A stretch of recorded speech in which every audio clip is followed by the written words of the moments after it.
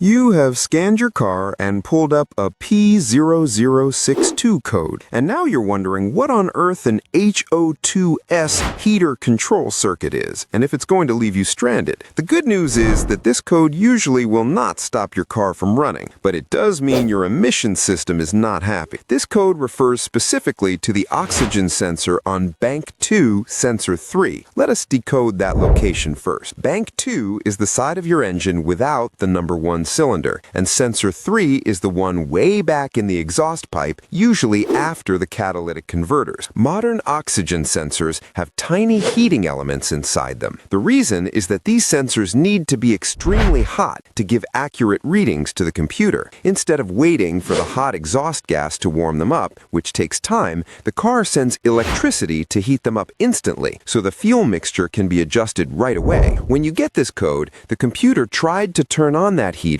and saw an issue, usually an electrical open, meaning the circuit is broken. Symptoms are pretty mild, usually just that annoying check engine light staring at you. You probably will not feel a loss of power because this rear sensor is mostly there to monitor the health of your catalytic converter, not to tune the engine. To troubleshoot this, you need to be careful because exhaust pipes get incredibly hot. Wait for the car to be stone cold. Get underneath and find that rear sensor. Look at the wires first. Since it is under the car, wires often get snagged on things or burnt by the exhaust. If the wires look okay, unplug the sensor. You will want to grab your digital multimeter and set it to ohms. Measure the resistance on the 2 pins for the heater circuit inside the sensor connector. If your meter says OL, or open limit, it means the heater element inside the sensor has burned out, just like an old light bulb. In that case, replacing the sensor is the fix. If the sensor tests okay, check the plug on the car side to make sure it is actually getting power. Most of the time, though, it's just a tired old sensor that needs a swap.